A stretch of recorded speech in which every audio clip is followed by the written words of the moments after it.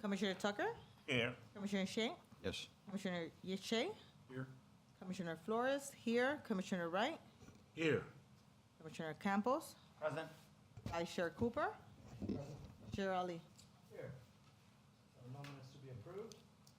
First item on the agenda today is an amendment to SUP for a plan development of variances and final development plan, Jet Bright Services, located at 590 Kildare Drive, applicant for Shipley, project number 420.22.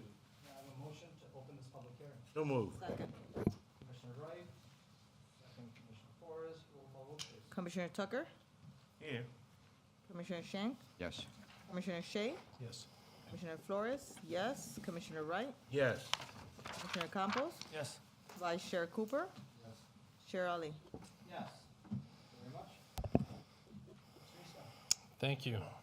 The applicant is here before you tonight in order to request approval of a special use permit for a plan development with variances and final development plan in order to construct a building addition to the existing office and distribution facility commonly known as Jet Bright Services at 590 Kildare Drive.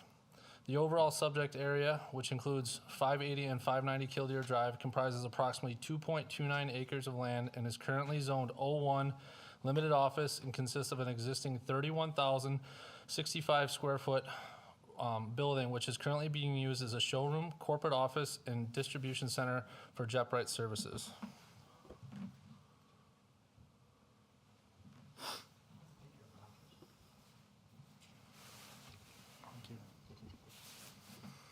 In 2016, the Village Board of Trustees approved the original request for a special use for a planned development, which allowed for the construction of approximately 14,880 square foot office and distribution building. This was the corporate headquarters for Jet Bright. In 2019, the Village Board of Trustees approved an amendment to the special use for a planned development to allow for the construction of approximate 16,185 square foot addition to the building. Just to kind of get your bearings, this main square here was the original building, and then they secured this property and built the addition to the west. Second. Currently, vehicular access to the site is available via multiple access drives from Kildare Drive to the north. And then per the attached plan you have before you,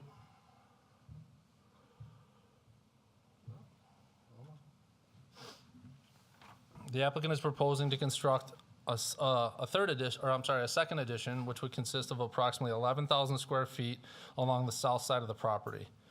The proposed development includes an extension of the existing operation, which currently consists of approximately 3,000 square foot office / showroom and a 28,000 square foot warehouse as part of the distribution center.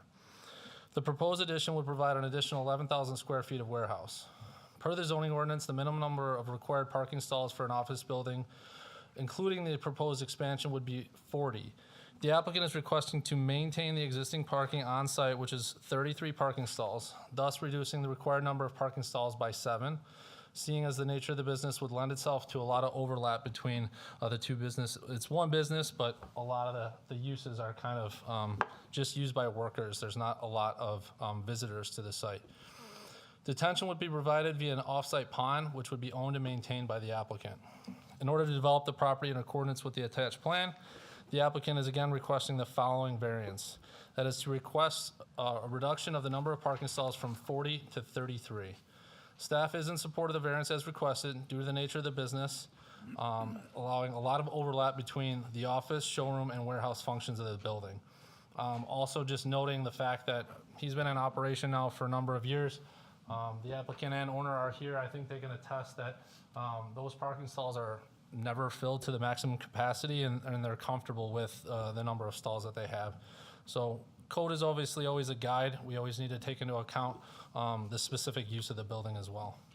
Staff is here to recommend approval of a special use permit for a plan development with the aforementioned variance, and is also recommending approval of the final development plan, subject to all of comments from the memo dated October 3rd being addressed, the review and approval from the Co-Administrator of Public Services and Development. And then they will obviously just continue the design and the aesthetics of the existing building. So these are just the elevations of the proposed addition. Nothing would change in terms of colors. All the materials would stay the same. just nearly, expanding what's there. And that would conclude my report. Thank you, Mr. Eastman. One quick question I did have, Mr. Eastman, is the new warehouse/office space, is that going to require more staff at this location? No, so again, I would defer to their operations, but from what we've determined, this is actually just, they need more space for their actual warehouse. The material that they have, they're running out of room. So as they built that first building, I think before he was even done building it, he realized that it needed to be bigger, which is why that second edition came. And now, once again, he's bursting at the seams and needs more room. So basically, the traffic trends remain the same, and Yeah, so his operation is he supplies all the equipment to all of the different car washes in the area. And I don't know how many miles you go out, Dave, but I'm sure he services quite a big area. And the business of the car wash is doing quite well, so, and he's expanding. very good. Thank you, Mr. Eastman. Are there any comments or questions from the commission? So, I guess I'm not concerned about JetBrite, but I am concerned about this structure in the future. Would the parking limit future uses, or would it be able to be moved to another permitted use in that zoning district? It would definitely be allowed to be shifted to a permitted use or any of the other uses. However, if the building were to transfer over into full office, you'd have an issue at that point in time, and I wouldn't approve a permit to convert it to full office because they wouldn't have the parking for it. That's why I was just wondering. Yeah, so they would have to come to us at that time for a permit to do any type of remodel to the interior of the building. And we always look at parking calcs when they do any type of office addition. So we would look at that pretty closely. So it is a decision, it's a business decision, obviously. You're putting money into the property, but eventually you're kind of tapped in real estate. There's nowhere else to add any additional parking at that point. What would be in the showroom, Matt? I'd probably defer to the owner on that. He wants to know what's in the showroom. But if there's other questions I can answer, Dave is here. He's the owner, so I would defer to him on that one. I know there's a lot of parts and things like that. I can't speak specifics to you. Anyone else? I was just curious about time frame for construction. Spring is when they would plan to break ground. And I would assume that hopefully they're wrapped up by and open with this part of the addition by the end of next year. Any further questions? Hopefully the supply chain is improving at that point. Right now, that's the biggest problem with any construction project. You can have all the approvals you want, you still need the material. So I don't like to say anything's for sure until they have the material. Very good. No further questions? Dave, would you? I'm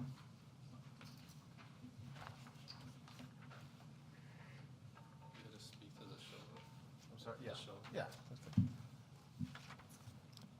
You just sign in, sir? Oh, yes.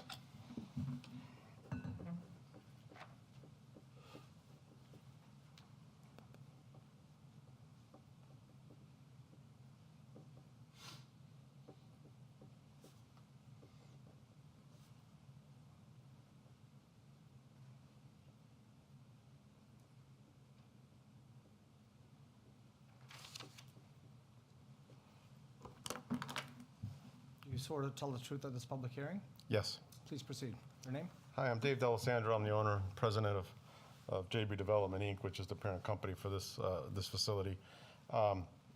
We've had just, what we do is we sell and install car wash equipment, not just to the JetBrite car washes, but to every car wash that wants to buy our equipment. And it's been growing and it's expanding, not just for JetBrite, but for all car washes. And unfortunately, we thought we had enough space in this building, but unfortunately, the supply chain issues, which Matt mentioned, has caused a lot of problems for us. The car wash equipment that goes in these facilities is enormous, and there's a lot of parts and components to that. And if you're short just one thing when you're building a new car wash and trying to open it, then you can't open that car wash.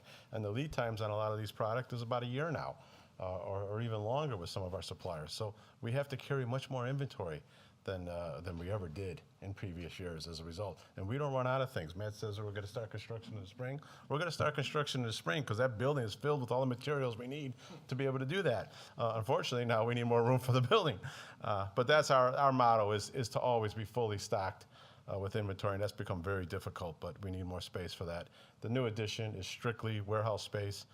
There's not going to be any new offices in that new addition, and no new employees for that facility as well. But so hopefully this will be big enough this time because we don't want to move. We really, really like it here. And that's the shadow equipment.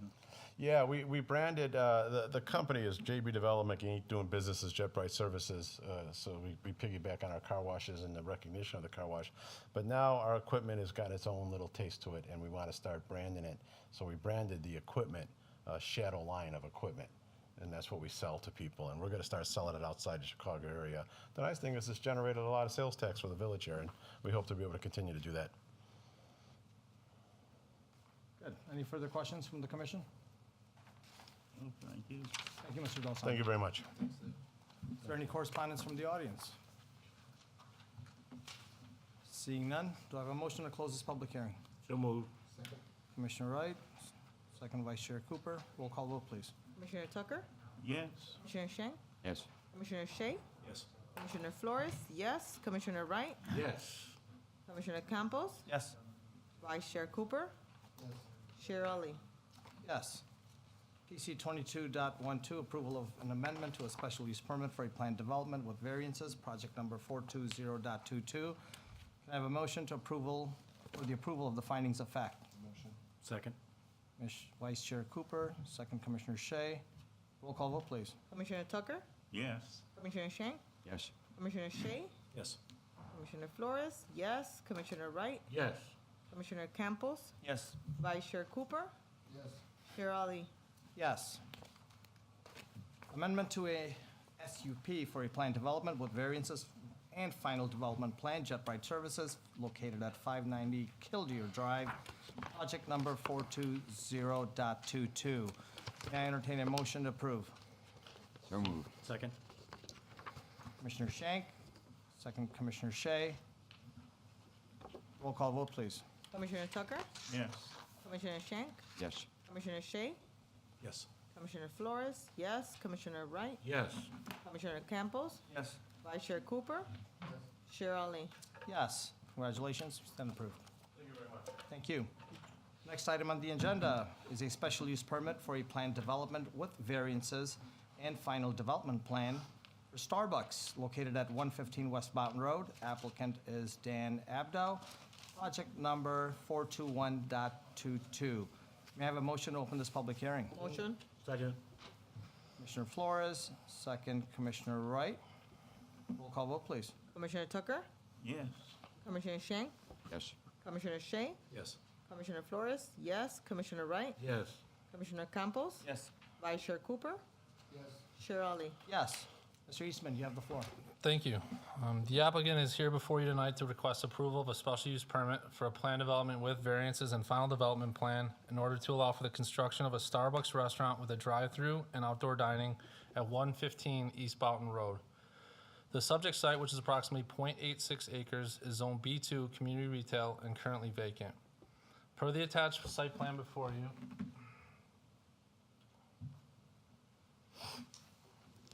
the applicant is proposing the construction of approximately 2,218 square foot drive-through Starbucks restaurant, along with an outdoor dining area which would be enclosed with either a decorative wall or fence for the safety of the customers. Per the attached plan, access to the site would be provided a two-way shared drive off Aspen Drive to the west. Per the attached plan, the applicant is proposing to provide 17 parking stalls, which would be sufficient per code. Public improvements, including public sidewalk within the existing parkway area along Boughton Road, would remain unaltered as part of the construction.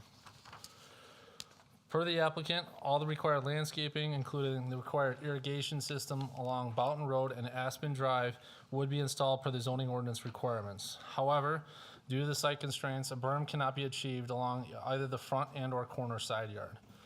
Adequate detention is being provided via an underground storage unit. Per the applicant, the hours of operation would be 6 a.m. to 11 p.m., 7 days a week. In order to build what you see before you tonight, the applicant is going to be requesting a special use, a number of special uses, as well as a number of variances from the zoning ordinance. Number one is a special use to allow carry-out restaurant with a drive-through. As previously stated, the building would be fitted with a drive-through lane and a pickup window on the east wall. Per the applicant, the ever-growing need for the drive-through facility has quickly become the single most important factor in opening a Starbucks facility. Staff supports the applicant's request, recognizing that it's been a significant component to their business. Also, within your plan is a site plan, which does illustrate that from the pickup window to the point of ordering, there's between 5 to 6 spaces for automobiles, and then from the point of ordering to where you'd actually be to the parking lot, there's an additional 9 stalls for queuing purposes. So overall, 15 queuing stalls within that drive-through lane, and staff is comfortable with that number. Number 2 would be a special use to allow an outdoor dining area. Per the zoning ordinance, outdoor seating area does require a special use, and the applicant is proposing an outdoor seating area to the south side of the building, which would be separated from the parking lot by, again, either a decorative wall or an ornamental fence. The hours of operation for the outdoor dining would coincide with the hours of the inside service, and staff does support the request. Number 3 would be a special use to allow extended hours of operation. Per the zoning ordinance, any business shall not be in operation between the hours of 10 p.m. and 5 a.m. The applicant is requesting the restaurant remain open until 11 p.m., 7 days a week. Staff supports the applicant's request, recognizing this to be a significant component of their business, as well as noting that a number of businesses in the surrounding area operate with either similar hours or even later in some instances. Number 4, a variance to reduce both the side and rear yard setbacks for pavement only. Per the zoning ordinance, a minimum setback of 10 feet would be required along both the east and south side of the property. Per the applicant, due to the nature of the building and constraints of the site, they are requesting to reduce both the side and rear yard setback for pavement only in order to provide sufficient circulation along the south and east sides of the building while maximizing the number of stalls being provided. Per the attached plan, the applicant is requesting to reduce the side yard setback to 9 feet, so that's along the east side of the property. And then the rear yard setback to approximately 1 foot down on the south property down here. Staff is in support of the variance as requested, given that the reduced setback would be for pavement only, and that all the required landscape material would be installed per the approved landscape plan. A variance to reduce both the front and corner side yard setbacks for pavement only. Per the zoning ordinance, a minimum setback of 30 feet would be required along the entire length of Boughton Road and Aspen Drive, Boughton being the front yard, Aspen Drive being the corner side. Per the applicant, due to the nature of this building, again, the constraints of the site, they are proposing to reduce both the front and corner side yard setback for pavement only in order to provide significant circulation while maximizing the number of parking stalls being provided. Per the attached plan, the applicant is requesting to reduce the front yard setback to approximately 19 feet and the corner side yard setback to approximately 7 feet. Staff supports the variance as requested, similar to the previous ones, given that it would be for pavement only and all the required material being installed per the approved landscape plan. Number 6 would be a variance to waive the required berm within both the front and corner side yards.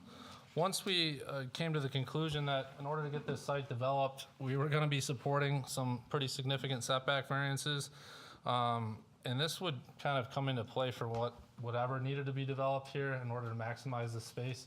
It's just such not only is it a long lot, it's very, very narrow. So in order to get anything that really works on this site, we actually have seen a number of different things over the years, and every time we were running into setback variances. So at some point in time, we were going to have to be comfortable with that, and I am overall with the plan, but I just wanted to, it sounds redundant, but in order to do one thing, kind of some of these other variances are going to follow right next to it. So by reducing that front yard and corner side yard setback, you don't have the room to actually construct a berm within the private property in these areas. And if you did, the slope would be very high, and it'd be very hard to maintain at that point. You never want to get more than 4 to 1 in terms of a slope in order to maintain it. And if you have a riding mower, you don't want to be cutting the grass on a slope like that. So noting that also the surrounding properties to the west and to the east, there's no berm, also led to the decision in order to support that request. Number 7 would be a variance to allow dead-end parking. So this one is somewhat unique and not one that we see often. So drive aisles within a parking lot must allow for constant forward motion without the need to perform any type of three-point turn. So as you enter the site, it's going to be one direction around the entire site. So if you're obviously going to go to the drive-through, you would stay in this near lane, and then there's a bypass lane around it. Now, if you wanted to go in, you'll make the left-hand turn and park. However, if you get to this point, obviously there is no way back out. We can't allow for a curb cut this close to the intersection, nor would we want, obviously, cars cutting across the oncoming traffic here. So in theory, it's not your typical dead-end parking. It's not as if the site ends here, but there is really no way to get back out without doing a three-point turn. So by definition, they do have to request a variance for that. Number 8 is a variance to waive the landscape island adjacent to the drive-through lane. So as I explained, the interior lane would be your pickup lane, and then the exterior lane is your bypass lane. By code, we typically require a 3-foot island in between these lanes. In this instance, they're asking to waive that. Again, it's the constraints of the site, but also just the functionality of how Starbucks is. We've noticed that a lot of times those islands actually, they get driven over a lot. We try to do that to maintain a sense of traffic, but the Chick-fil-A's of the world, the Portillo's, all these other companies, they're functioning more with these dual drive-through lanes. So we're seeing the request to waive that requirement quite often. And it's not something that I weigh heavy on, to be honest. Those islands end up, typically the landscaping that's inside of them doesn't make it. They end up ripping that out and putting rock or some type of landscaping rock in it anyways. So I'm okay in supporting that particular request as well. Number 9 would be a variance to remove more than 50% of the trees on site. As you can probably imagine, any of the existing trees that are on the site would need to be removed in order to develop the site. But he has proposed a pretty substantial landscape package for this site.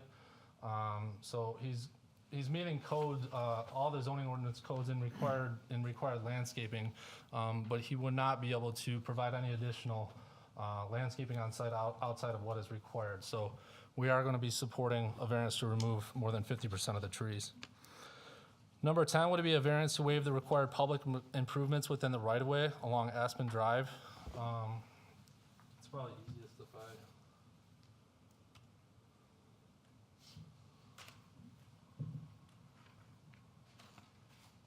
So typically, when a property gets developed, not only are you required to do necessary improvements to the private property, you're required to install public improvements. So by ordinance, he would be required to install a sidewalk all the way along here, as well as street lighting and parkway trees. But as you can kind of see from the aerial here, we feel that a sidewalk would really lead to nowhere. We don't feel that a sidewalk right here is going to serve much of a purpose. And we also feel that the lighting being provided on site is going to be sufficient to light this area. We don't want to put in a bunch of street lights here and then all of a sudden we're lighting up all the residential. So the lighting that he's proposing on site would be sufficient for the street, but wouldn't kind of spill over into the neighborhood.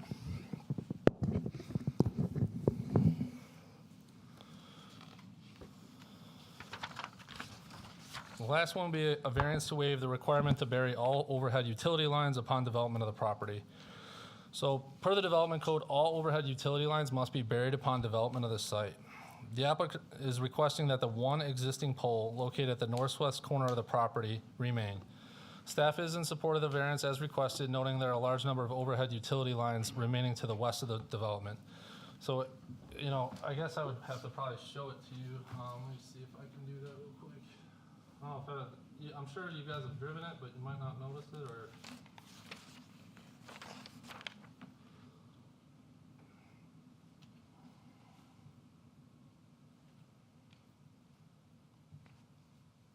Let's see if I can get this pulled up here.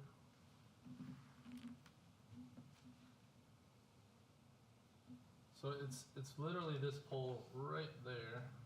but then it connects and all these poles run all the way down to, where do we run to, Tom, on the north, or the south side of the mountain there, all the way down to Schmidt? Whitewater? Yeah, Or beyond Conrad Schmidt. Power lines, I believe.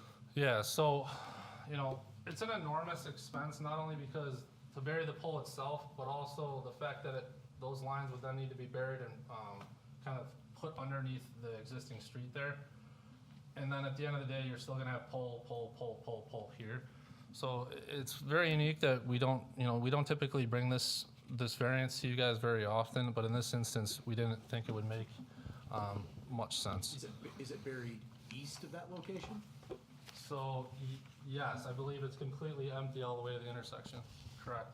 So the electric's buried up to their property, I mean, And we did that as part of a road project.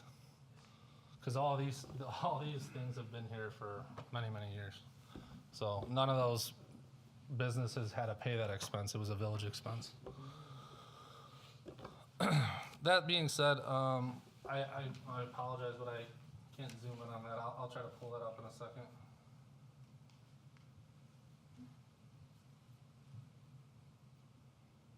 Jeez, it's touchy tonight.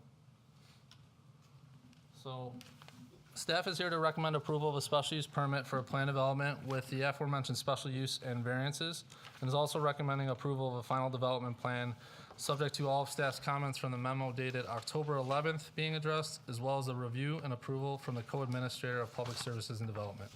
And that concludes my report. Well, thank you very much, Mr. Eastman.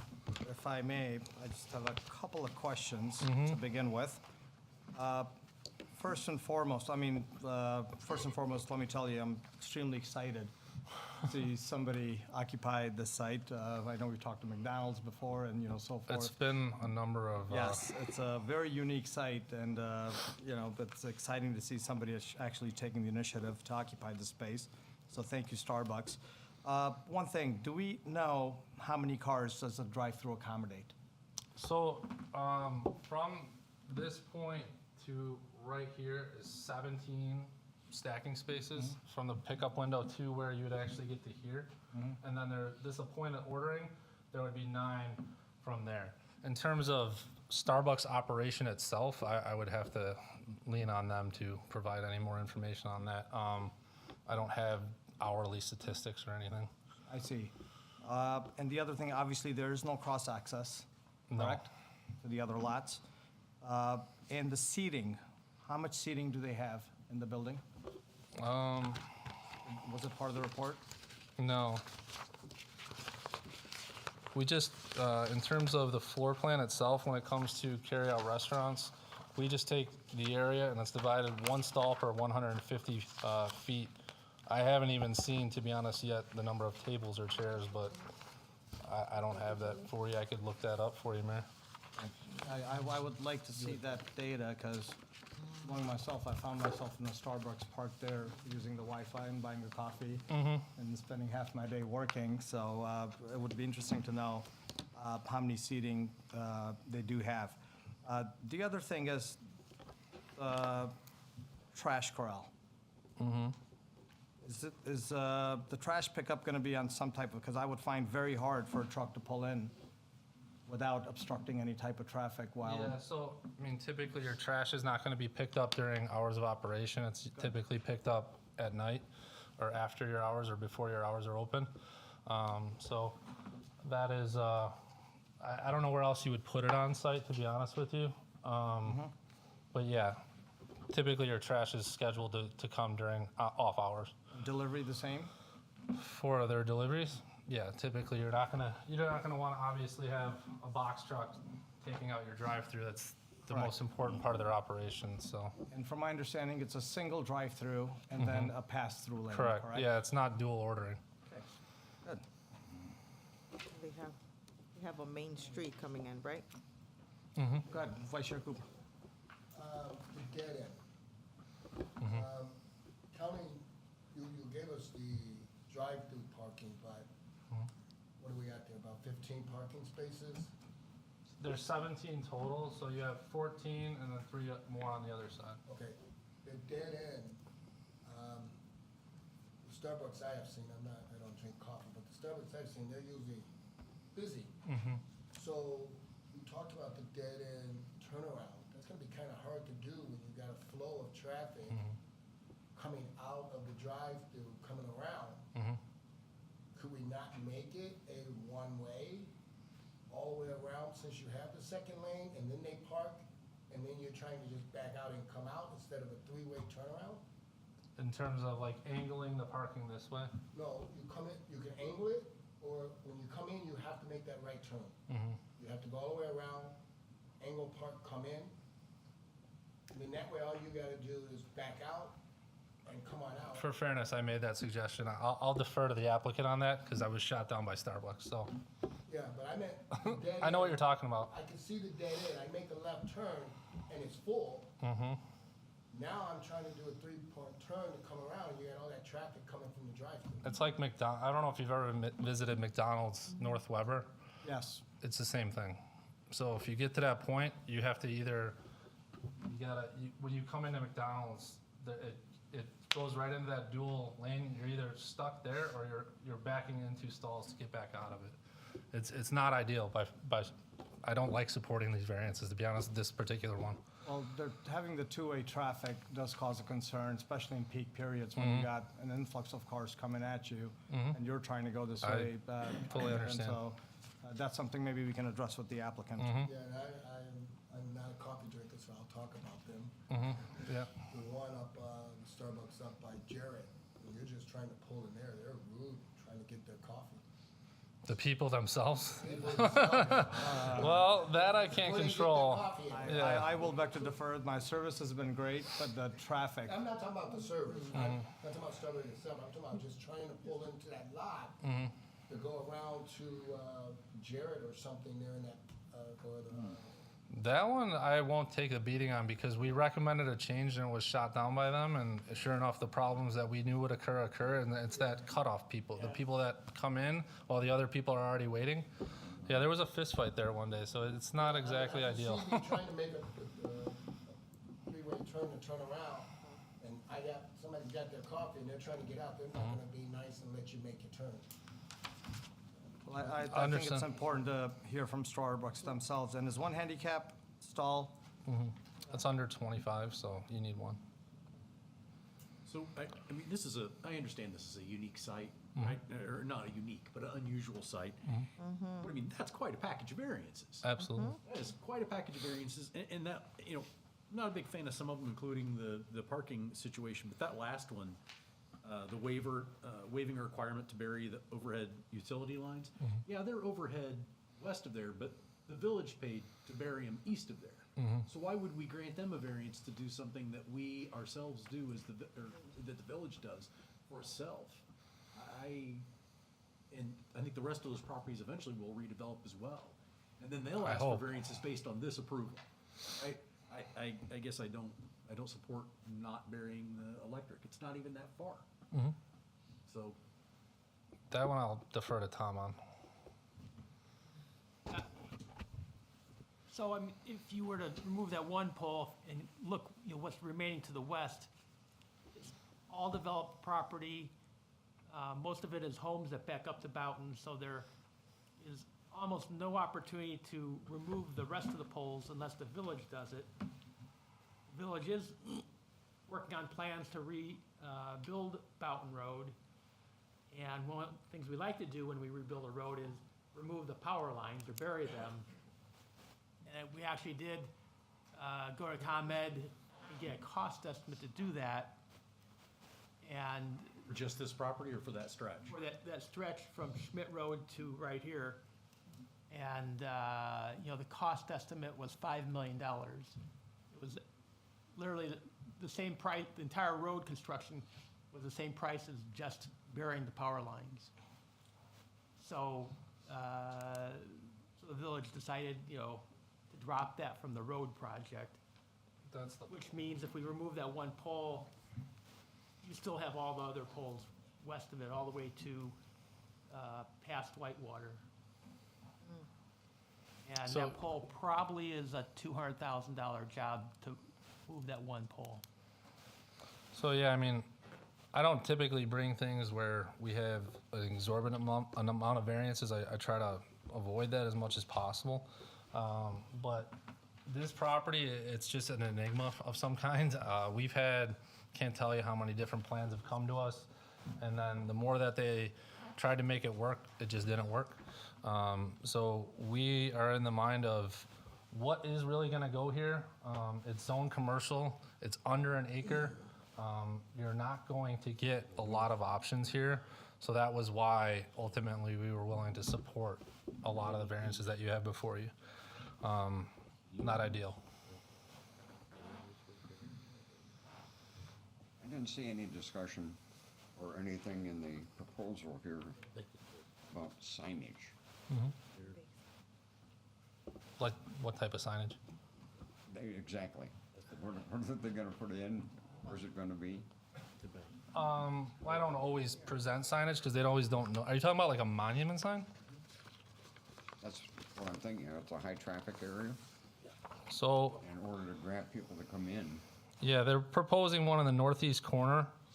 On the site plan, it's very small, but it's not part of the actual package because it doesn't require any variances, but they are proposing a monument sign there. How many other businesses in the area, Matt, has an 11 o'clock? There's Taco Bell, I think, is open past 11. I think it's midnight. Across the street, Wabi Q is open beyond 10. The gas stations, obviously, in the area are open beyond that time. And I believe actually Andy's is open late on the weekends. So there's quite a few. Authentico burrito. Yeah, and actually, I believe the burrito place directly next door is open late as well. It does mention a sit-down restaurant, obviously, for what they're applying for. Is there something that we're not aware of? They're expanding their menu? No, it's a carryout restaurant. Carry out. It's no different than any other Starbucks you've ever visited. I was just wondering if they're starting sort of omelets and steak. Nope. 11 No. o'clock. They don't make anything in the stores, it's just heated up. Ah. Any further questions from the commission? I know the area. This doesn't look good at all. Does not look good at all. Any suggestions? I have one other concern. Now you're gonna pull a lot of traffic off of Bowden cutting through Enterprise around the back Yeah. of that lot. I can see if I'm coming north on Bowden, and I cut around on Enterprise and come up the back. Now I gotta get back on Bowden. There's already a lot of traffic, especially in the morning, right there going down Bowden. Is that gonna increase traffic? Yes. Well, certainly Starbucks is going to increase traffic, but I mean, you're capturing what's already there. That's the intent. There's a Starbucks almost on every corner in the village of Bolingbrook, so you're not going to need to go out of your way.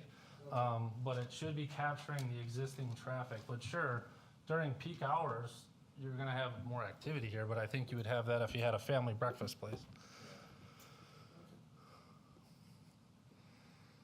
Like I said, this site has been I've been here 16 years now. I can't tell you how many things have been brought before me for this site, and nothing's ever worked. And nobody wants to build an office building anymore. It's just not needed. Everything's just repurposed when it comes to office now, and it's zoned retail. So when you're zoned retail and you're under an acre, I don't have the perfect solution. Well, I just hope they have really good speed of service. This is gonna follow. As those 17 cars, they sit for 5 minutes each. It is a lot more than what the one is that we're referring to over by Jared, though. From the point of ordering there, you're literally out into the drive aisle within You 3 or gotta 4 almost make a cars. U-turn to get to their menu board. Right, exactly. So you have like 2 cars before you're out into the drive aisle. This one has 6, so it's triple. Okay, any further questions? Any correspondence from One the more, audience? one more question, Matt. Were you gonna talk about the parking angle thing or no? I mean, we could look into that, but that's going to be a question he needs to answer. That was pretty much the question I was gonna ask, is that they brought up, make that right turn and right turn, well, drivers will do what they want to do anyway, you know? So, I mean, so they drive all the way around, then they come out. Yeah.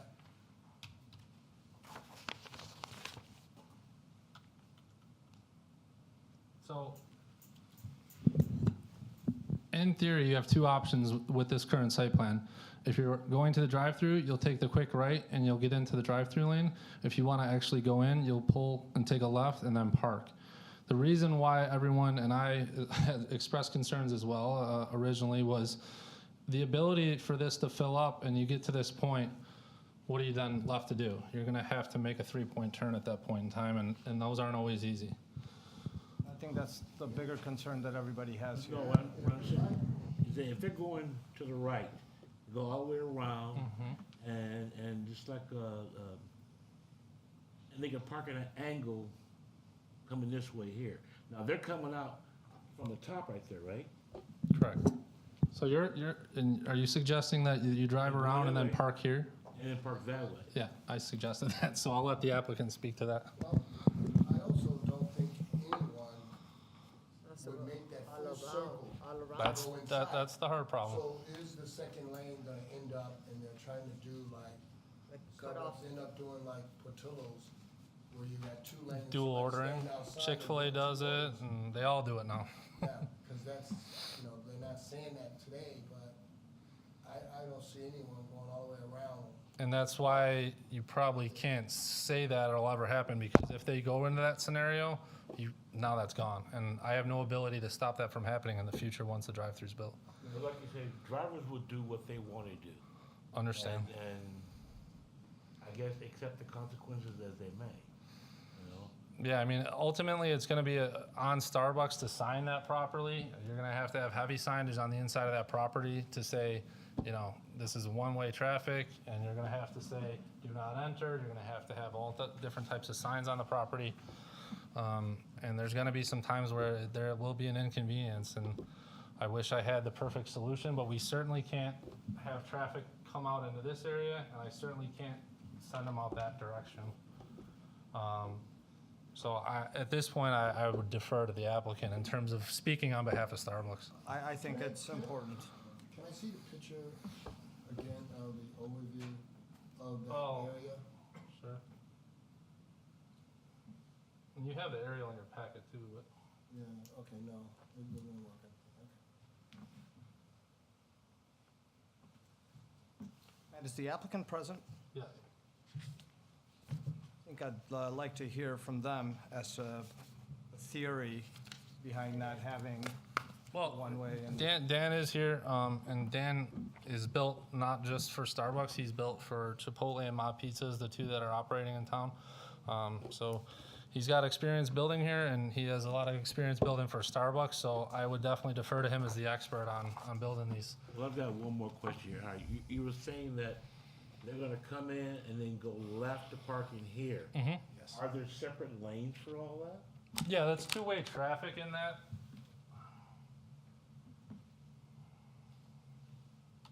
And that's the only entrance. Yeah. So if you can see the two arrows, it is two-way, it's 24 feet wide, so it's two-lane traffic here. And then you have your 19-foot deep parking stall. So to come back out, you have to go all around there's just one exit out of the Starbucks location. Correct. No other to the other side, nothing. No, there's nowhere to go. No, what I'm saying is that if someone's trying to come out this way here, and someone's also trying to make a left turn there, Someone's trying to come out here, and make a left turn coming in. so you have a car here, and then the car coming in and making a left. Yeah. There's enough room for that. Yeah, I guess it just looks small, like It looks more narrow, smaller. It's smaller in the smaller. picture. Looks smaller, like Yeah, if one this comes is, out, the other one. imagine this being Briarcliff Road. It's 24 feet wide. Okay. any further questions for Mr. Eastman? Can we have the applicant, Yeah. please?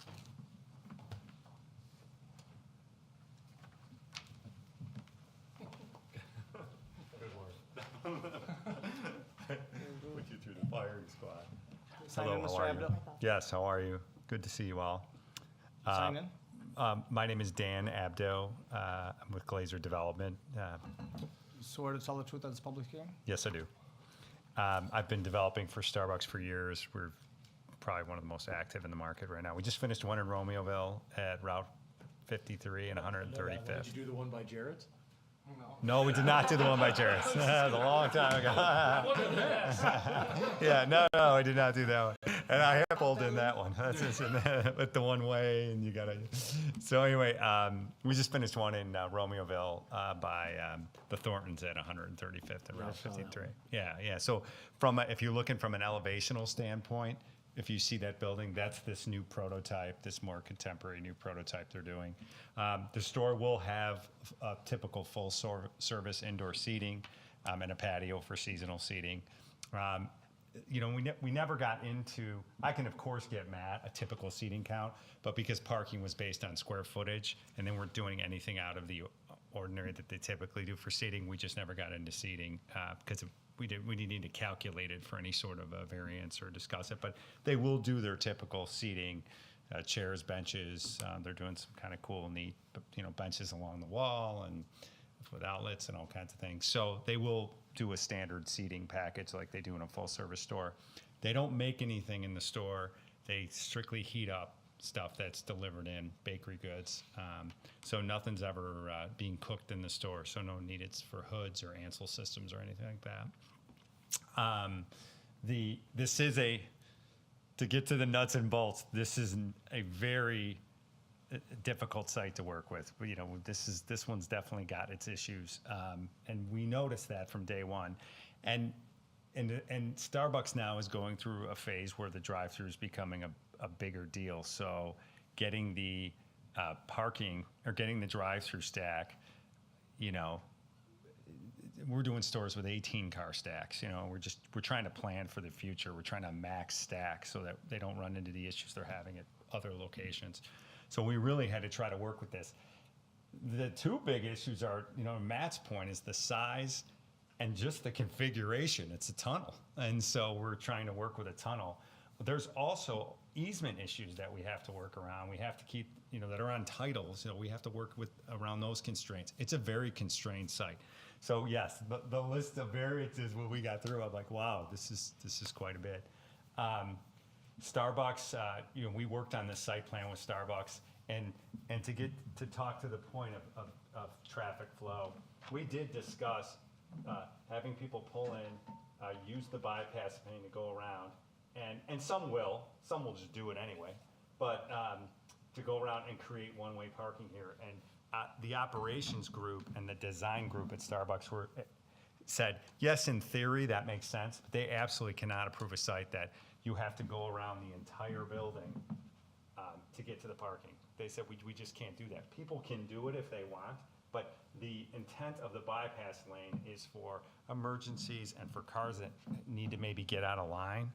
So to make that the main entrance for cars that are also going to park causes way too many problems. So we did discuss it. It's a big point of topic. And they said, cars are welcome to do that, but we can't have that.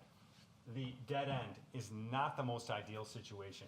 That, to Matt's point and to Tom's point, we will have to typically have the do not enter signs up. The crossbar, the stop bar has to be up. We'll have to sign this significantly to make sure people know when they come in, the drive-through's to the right, the parking's to the left.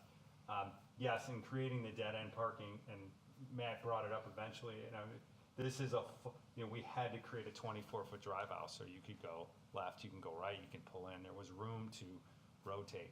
Dead ends are never the most ideal situation, and we try to do everything we can to avoid them. In some situations like this, we just can't avoid them.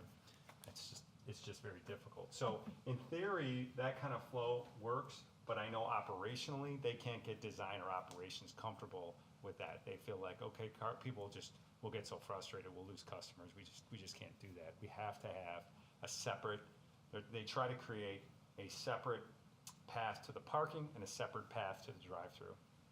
And that's the whole, we're doing one in Shanahan. The drive-through enters on the side, the parking's here, the drive-through enters over here. So cars who want to park go one way, cars who want to go the drive-through go another. So they try to create that clear separation. This was the best way we could achieve that on this site. So And I know it gets down to, you end up with that end parking, and it's not the greatest situation. We just don't know what else Can we a can do. semi make it all the way around all that?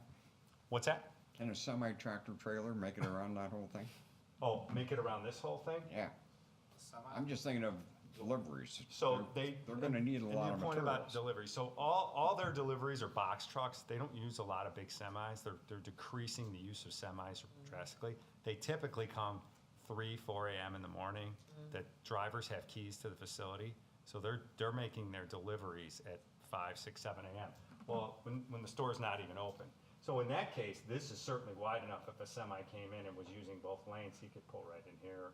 He could go this way and deliver and back up. Sometimes he might park here and just cross over and go into the store. So that part's fine because they don't take deliveries while they're open. So, but an excellent question, because you're right. It's just a tight site. It's a goofy one. I mean, there's no doubt about it.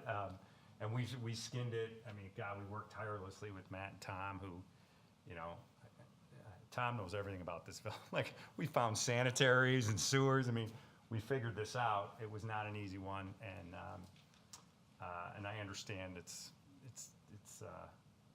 got a lot of variances attached to it. It's a unique situation. I suspect that's why it's been around a long time, because it's a good site, it's a good area, great location, but I think that's probably why it's sad, is the issue. It's a great location for Starbucks. Well, and once we pass this, you know, it's set in stone. Yeah, no, I understand. I And completely it's respect more that. so from a safety perspective, plus also, I mean, for the ops guys, for Starbucks corporate, is the parking flow a deal breaker for them? They're so adamant about that? Well, we addressed it with them already. I mean, that came up in meetings, and I went back to operations. I start with real estate, and then design gets on in operations, and we do our calls. And they said, yes, we understand it's not the most ideal situation, but ops will never approve a situation where people have to go around the bypass lane around the store to get to it. We just had this, we just finished one in Lansing. It's sort of a skinny, long site, but the front of the store is on the main road here, so it's just one of these typical city sites. It's not very deep, but we have a lot of lots. We have a lot of frontage. And the same situation, the turn-in, when you turn in the store, you have to make a quick right to get to the parking here. And they said, God, that's so tight. Can we make that one way? And they just said, we just can't. We can't have cars needing to go around the site to get out. We need to be able to go to the parking and go to the exit, go to the drive-through and go to the exit. So the feedback was, we can't do that. We can't make that a one-way. Just operations will never buy off on it when we go to sign it up, so. Okay.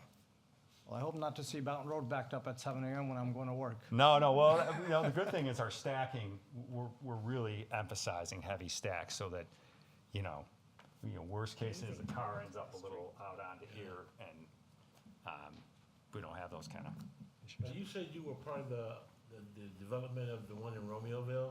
The one we just finished, yeah, the new one. Yeah, because I go by there. Now, they've got more than one exit though, don't they? Well, the development allowed for more than one exit. They've got like 3 exits over there. Well, yeah, we have 2.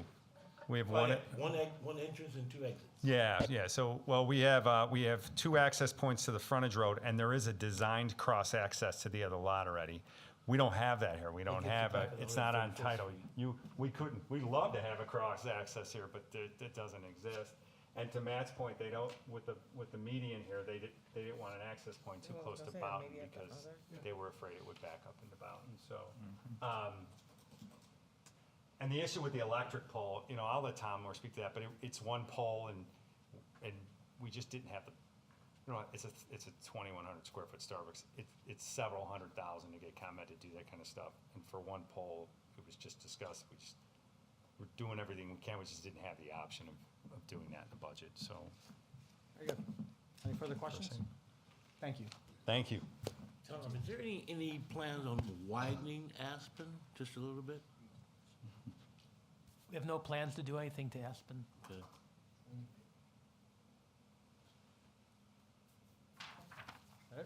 Thank you, sir. Thanks. I'm by there everyone. every day. It's nightmare now. Is there any correspondence from the audience? Seeing or hearing none, I have a motion to close this public hearing. Motion. Commissioner Flores, second Vice Chair Cooper. Roll call vote, please. Commissioner Tucker, Yes. Commissioner Shank, Yes. Commissioner Shea, Yes. Commissioner Flores, yes. Commissioner Wright, Yes. Commissioner Campos, Yes. Vice Chair Cooper, Yes. Chair Ali. Yes. PC 22.19, may I have a motion to approve the adoptions of findings of fact? So moved. Commissioner Shank.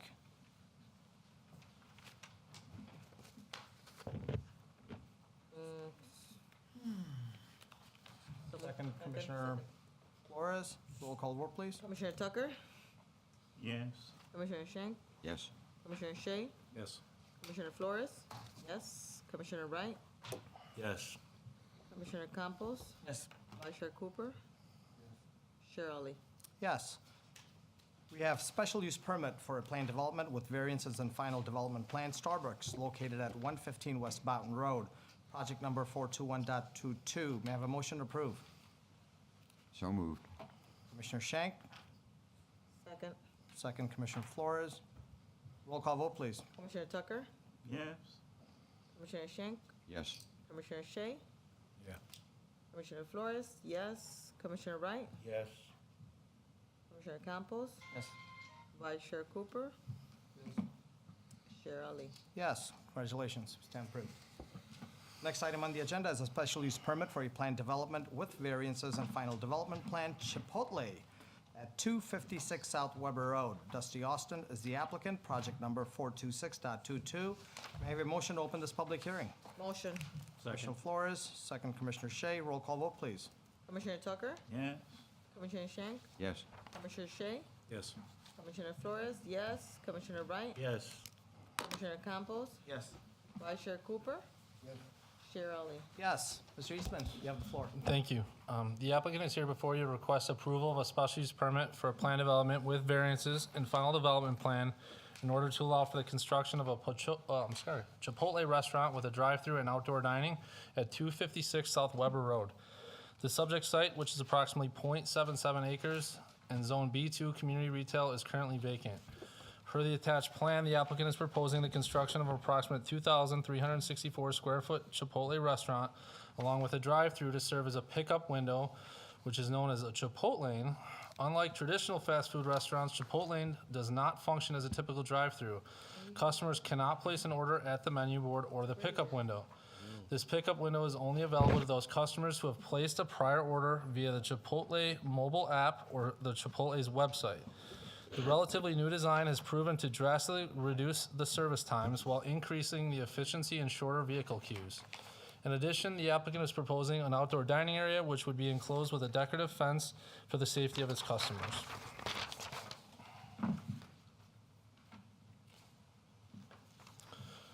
Per the attached plan, access to the site would be provided a two-way shared drive from the south, which can be accessed off both Weber, Veterans, and Lily Cash Lane. Per the attached plan, the applicant is proposing to provide 30 parking stalls, which is more than sufficient per code. Public improvements, including the public sidewalk within the existing parkway area, would remain unaltered as part of any site improvements.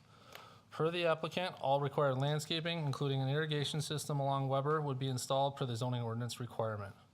One monument sign not to exceed 50 square feet in sign text and 10 feet in height would be allowed. Adequate detention is being provided off-site to the south, and per the applicant, the hours of operation would be 10:45 a.m. to 10 p.m. 7 days a week. In order to develop the property with the plan that you have before you, they are requesting a number of special uses as well as variances. One is a special use to allow a carry-out restaurant with a drive-through lane. As previously mentioned, this new concept, the Chipotle Mexican Grill, has seen a very large increase in demand for a pickup window, I think thanks due to COVID. The Chipotlane is now being implemented in various locations nationwide. A fast food restaurant drive-through lane has 3 points of delay, which they point out. They did a whole study on this, by the way, so if anyone would like to dive into it, it's pretty interesting. Placing the order, paying for the order, and then receiving the order. Those are the 3 points of delay. The Chipotlane derives its efficiency by eliminating two of those three actions, placing the order and making payment. Lastly, when picking up the order, the customer does not have to wait for the food to be made as you've already placed the order, so all you're doing is essentially picking it up. Staff supports the applicant's request, recognizing this to be a significant component to their new business operation. Number 2 would be a special use to allow an outdoor dining area. As mentioned previously, all outdoor seating areas do require a special use permit, and they are proposing one on the southeast side of the building, which would be separated by an ornamental fence. So directly right here, you'd have the fence surrounding some tables and chairs. Staff does support the request, subject to the hours of operation coinciding with the hours of the inside restaurant. Number 3 would be a variance to waive the landscaped island adjacent to the drive-through. Similar to the last presentation I made, we're seeing this more common, and I'm probably going to have to dive into seeing what other neighboring communities are doing and maybe look into an amendment. I'm not sure yet, but again, in this area, typically between your bypass and your pickup lane, you would have a 3-foot landscape island in between there. They are requesting to waive that in order for their functionality of the Chipotle lane. It would, if you install that island, they worry that it would restrict their queuing, stacking, and ordering process requirements. Number 4 would be a variance to reduce the width of the foundation planting bed. So you are required along any wall that is adjacent to a public right-of-way, so this is Weber, to have a 10-foot wide bed here, 50% across the width of the facade there. They actually are above and beyond the required plant units, but it only gets to about 7 feet. It doesn't get to the full 10. I'm much more interested in actually having the plant units than having the 10-foot depth, so I was willing to support that request. So these are kind of the 2-dimensional. It doesn't look very great. So I asked them to send me a picture of the new prototype. That's kind of what those buildings will look like. So I'm here to recommend approval of a special use for plan development with the aforementioned special use and variances. Is also recommending approval of a final development plan subject to all of staff's comments from the memo dated October 20th, 2022 being addressed, and the review and approval from the Co-Administrator of Public Services and Development. That concludes my report. Thank you, Mr. Eastman. It looks like they're moving. So, yeah, I figured that would be one of the questions. I was shocked when I heard what this business was for, because at first I just heard it was going to be a drive-through, and then I heard it was for Chipotle, and I'm like, aren't you next door? Yeah. So, yeah, essentially this would be built for them, and then once this is open, they would relocate. And I've already spoken to the owner. He's gotten a lot of interest in that particular building. He's already got a few new tenants that crave that breakfast place. He's got a couple other places I think that will be ready to jump at that opening if Chipotle does move over. That's a pretty congested corner as it is. It's a lot of food users. Good. Thank you. Mm-hmm. Any questions, Mr. Shank? Yeah, you state here that access to the site will be Weber Road, Veterans Parkway, and Lily Cache. So, you know our famous Grady Lane, that's really not Grady Lane? That's where all the access points come from. Google always confuses everyone. It's really not Grady Lane, it's just a private drive. So you have, it says Grady, but you can actually get to the site from Veterans, Lily Cache, or Weber. So if you come in northbound Weber, you'd be a right and a right.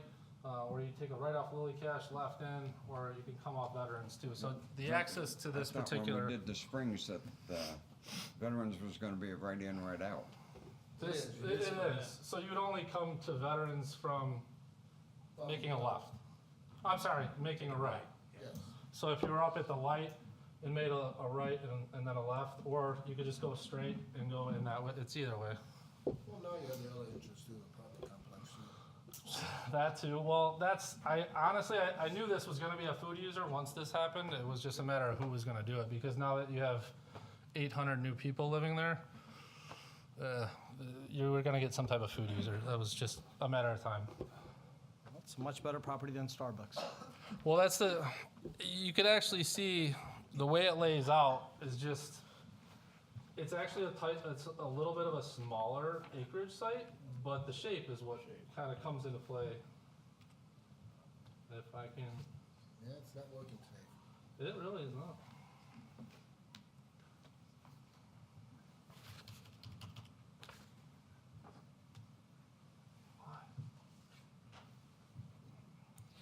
I know you guys like to watch me struggle with it.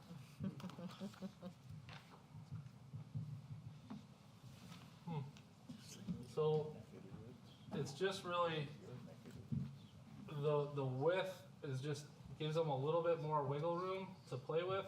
And then also you have bigger parkways in this area where the other one, it's like property line is almost right to the street in some of those instances. So it's just the way it lays out. Unfortunately, Starbucks building is a much more long rectangular, whereas Chipotle is much more of a small kind of square. Good. Did I further hear you questions? correctly that the 1 or 274 would move? Yes. So this would be basically built for them to relocate.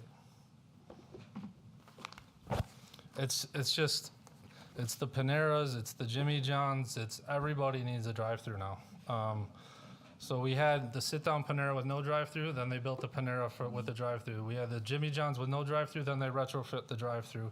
And that, to be honest with you, I'd much rather see them design it at the beginning than try to build it later because it's a nightmare to retrofit drive-throughs. On Weber Road.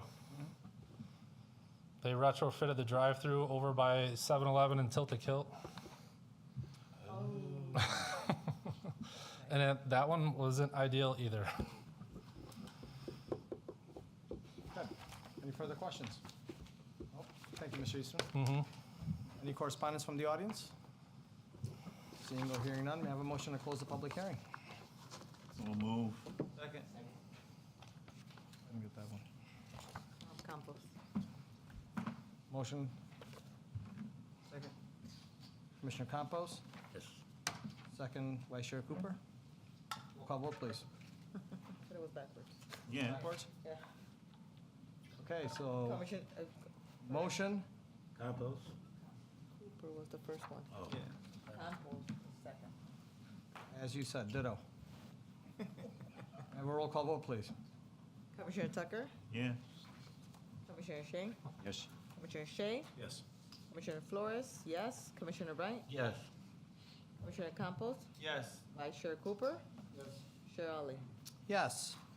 We have PC 22.20, approval of a special use permit with a plan development with variances, project number 426.22. May I have a motion or approve the adoptions of findings of fact? Motion, Commissioner Flores, second Vice Chair Cooper. Roll call vote, please. Commissioner Tucker, Yes. Commissioner Shank, Yes. Commissioner Shea, Yes. Commissioner Flores, yes. Commissioner Wright, Yes. Commissioner Campos, Yes. Vice Chair Cooper, Yes. Chair Ali. Yes.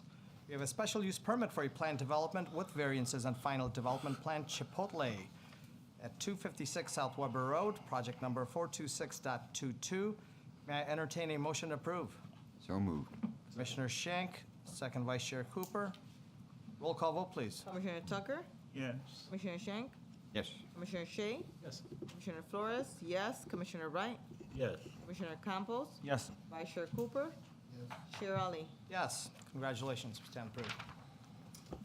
Next item on the agenda is a special use permit for a commercial recreational facility, Sundo Martial Arts at 1343 Lily Cash Lane.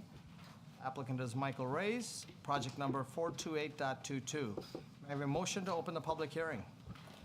So moved. Second. Commissioner Shank, second Commissioner Wright. Roll call vote, please. Commissioner Tucker, Yes. Commissioner Shank, Yes. Commissioner Shea, Yes. Commissioner Flores, yes. Commissioner Wright, Yes. Commissioner Campos, Yes. Vice Chair Cooper, Yes. Chair Ali. Yes. Mr. Eastman, you have the floor. Thank you. The applicant is here to request an approval of a special use permit for a commercial recreation facility in order to allow a martial arts studio at 1343 Lily Cash Lane. The subject site is approximately 1.56 acres and is developed with an approximate 14,000 square foot commercial building and is currently zoned B2 community retail. Access to the property is available via two-way entrance off Lily Cash Lane to the north, as well as Weber Road via cross-access easement shared with the property developed by Bona Beef to the east. The shopping center does have adequate parking for the proposed use. Per the zoning ordinance, a commercial recreation facility is not listed as a permitted use within the B2 zoning district. As such, the applicant is requesting a special use to allow a martial arts studio, commonly known as Sundo Martial Arts, at 1343 Lily Cash Lane. Per the applicant, Sundo Martial Arts is a service-based business offering family-based traditional martial arts training generally to children from the ages of 4 through 18, with a smaller offering to young adults and even seniors. While there are some instances of light contact within their sparring curriculum, the majority of training is in the traditional instruction of Taekwondo, which is non-contact. The hours of operation would be Monday through Friday, 4 p.m. to 9 p.m. for private and semi-private lessons, and from 10 a.m. to 3 p.m. on Saturday for testing and special instruction sessions, and closed on Sunday. Per the applicant, there would be 3 managers and 3 to 4 employee instructors. Staff recommends approval of a special use permit for a commercial recreation facility commonly known as Sundo Martial Arts to be located at 1343 Lily Cash Lane. This concludes my report. Thank you, Mr. Eastman. Are there any questions from the commission? Mr. Tucker? Can we address the non-contact? They're here, so I'll defer to what instructions you would receive, but hopefully no demonstrations, but I'm sure they can tell us a little bit about what they offer. I do believe this would be their second location. They currently have one operation in Naperville. Aurora, I'm sorry. I won't give Naperville any more credit than they need. I would defer to their instruction on them. Anything else? Are there any questions before we bring up the applicant for Mr. Eastman? No? Do you guys mind speaking?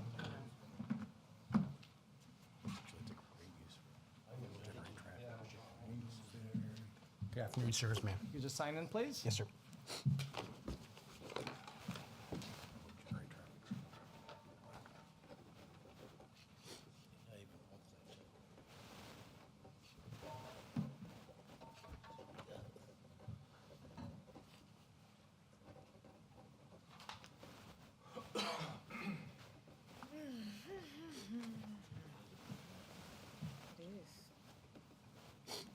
Thank you.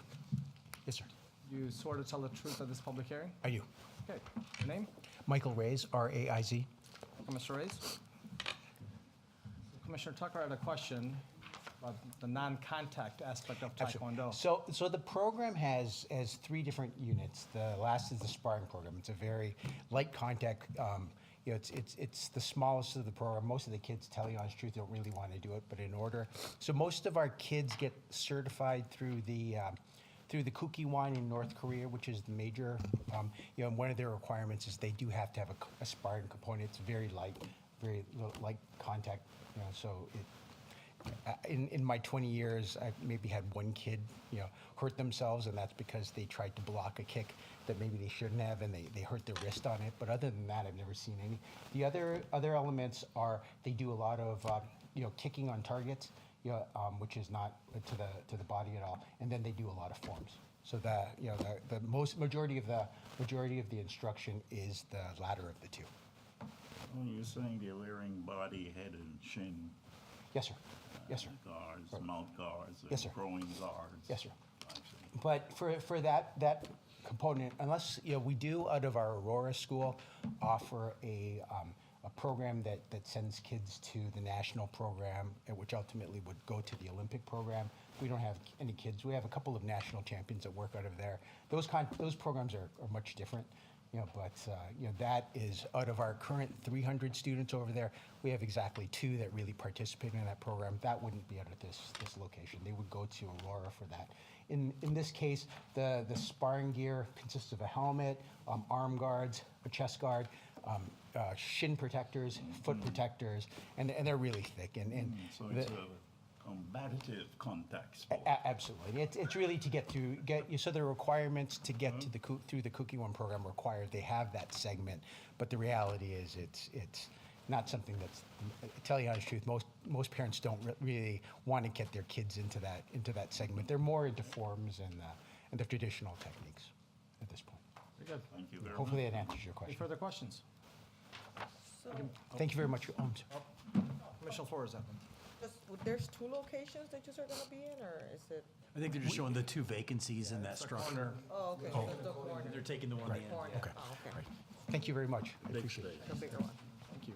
Is there any correspondence from the audience? Seeing or hearing none, may I have a motion to close this public hearing? Motion. Commissioner Flores. Second. Commissioner Shea. Yes. Roll call vote, please. Commissioner Tucker? Yes. Commissioner Schenk? Yes. Commissioner Shea? Yes. Commissioner Flores? Yes. Commissioner Wright? Yes. Commissioner Campos? Yes. Vice Chair Cooper? Yes. Chair Ollie? Yes. We have in front of us PC 22.21, special use permit for a commercial recreational facility, project number 428.22. At this time, I'd like to entertain a motion to approve the adoption of findings of fact. So moved. Commissioner Shea, second Commissioner Flores. Roll call vote, please. Commissioner Tucker? Yes. Commissioner Schenk? Yes. Commissioner Shea? Yes. Commissioner Flores? Yes. Commissioner Wright? Yes. Commissioner Campos? Yes. Vice Chair Cooper? Yes. Chair Ollie? Yes. We have in front of us special use permit for a commercial recreational facility, Sundo Martial Arts, project number 428.22. May I have a motion to approve? So moved. Commissioner Shea? Thank. Second Commissioner Shea? Yes. Roll call vote, please. Commissioner Tucker? Yes. Commissioner Schenk? Yes. Commissioner Shea? Yes. Commissioner Flores? Yes. Commissioner Wright? Yes. Commissioner Campos? Yes. Vice Chair Cooper? Yes. Chair Ollie? Yes. Congratulations. Stand approved. Next item on the agenda is a special use permit for a planned development, family reflexology, located at 1709 West Boughton Road. Applicant is Stephen Spiker, project number 429.22. I have a motion to open this public hearing. Second. Commissioner Wright, second Commissioner Flores. Roll call vote, please. Commissioner Tucker? Yes. Commissioner Schenk? Yes. Commissioner Shea? Yes. Commissioner Flores? Yes. Commissioner Wright? Yes. Commissioner Campos? Yes. Vice Chair Cooper? Yes. Chair Ollie? Yes. Mr. Eastman, you have the floor. Thank you. The applicant is here before you tonight in order to request approval of a special use permit for a planned development to allow a reflexology and spa establishment at 1709 West Boughton Road. The subject site comprises approximately 1.62 acres, is currently developed with a roughly 9,851 square foot multi-tenant commercial building, and is zoned B2 community retail. Access to the property is provided via a two-way entrance off Boughton Road, as well as 2 points of access with cross-access with CVS to the west. The shopping center does have adequate parking for the proposed use. Per the zoning ordinance, a reflexology and spa establishment is not a permitted use within the B2 zoning district. As such, the applicant is requesting a special use to allow said establishment, commonly known as Family Reflexology, at 1709 West Boughton Road. Per the applicant, the spa would focus on reflexology as well as Swedish, I don't know how to pronounce that word, to be honest with shiatsu.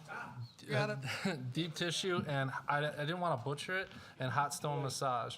Per the applicant, the hours of operation would be Monday through Sunday, 10 a.m. to 9 p.m. with 2 to 3 employees. And staff does recommend approval of a special use permit for Family Reflexology to operate the reflexology and spa establishment at 1709 West Boughton Road. That does conclude my report. Thank you, Mr. Eastman. Are there any questions from the commission? Hearing none. Any correspondence from the audience? Seeing or hearing none, may I have a motion to close the public hearing? Second. Commissioner Wright, second Commissioner Flores. Roll call vote, please. Commissioner Tucker? Yes. Commissioner Schenk? Yes. Commissioner Shea? Yes. Commissioner Flores? Yes. Commissioner Wright? Yes. Commissioner Campos? Yes. Vice Chair Cooper? Yes. Chair Ollie? Yes. PC 22.22. This time, I'd like to entertain a motion to approve adoption of findings of fact. So moved. Commissioner Shanks, second Commissioner Campos. Roll call vote, please. Commissioner Tucker? Yes. Commissioner Schenk? Yes. Commissioner Shea? Yes. Commissioner Flores? Yes. Commissioner Wright? Yes. Commissioner Campos? Yes. Vice Chair Cooper? Yes. Chair Ollie? Yes. We have in front of us a special use permit for a planned development, Family Reflexology at 1709 West Boughton Road, project number 429.22. May I have a motion to approve? Motion. Second. Commissioner Flores, second Commissioner Campos. Roll call vote, please. Commissioner Tucker? Yes. Commissioner Schenk? Yes. Commissioner Shea? Yes. Commissioner Flores, yes. Commissioner Wright? Yes. Commissioner Campos? Yes. Vice Chair Cooper? Yes. Chair Ali? Yes. Congratulations. It's faster when there's no drive-through, huh? Having a drive-through helps. Makes life a lot easier. Is there any new business? Hearing none. Any old business? Hearing none. Any citizens to be heard? All that. None today. Chair's report, not much for me. Happy Thanksgiving to everybody here. Be safe. I hope you guys all enjoy your holidays. Snow is right around the corner, so I wish everybody the best. And I know a local business really wanted me to throw this out there. Popeyes just started their new blackened sandwich. So it's a really good sandwich. Go ahead and give it a shot. It must be if you're gonna plug them in Lakeland. All right. Anything from the commissioners? No? Shop locally. Shop local. Happy Small Business Thanksgiving. Saturday coming up. Black Friday How about special. from staff, Mr. Eastman, Tom, Matt? Yeah, I would just say happy Thanksgiving, everyone. Thanks, you guys put in a lot of time, and I always appreciate all the discussion. So thank you guys, and looking forward to the holidays, and hopefully everyone has a better one. It's been a while since everything was somewhat back to normal, so looking forward to it. Very good. Thank you, Matt. Matt, did you not just have an anniversary or something? Oh, Years. yeah, it'll be. Congratulations to you, Mr. and Mrs. Eastman. Well, that's 2 anniversaries, 16 years with the village, and then my wife turned 40, so. Well, I meant the village. Yeah, exactly. Sorry, Mrs. Eastman. You have to be in trouble. I think he just got yourself in trouble. Yeah, you think he just got in trouble a little bit. No, Just a little bit. Congratulations on both. Thank you. With that being said, may I have a motion to adjourn? So moved. Second. Commissioner Wright, second Commissioner Flores, all in favor say aye. Aye. We stand adjourned. Thank you, everybody. Have a wonderful night. No, she can't say she never got a shout out.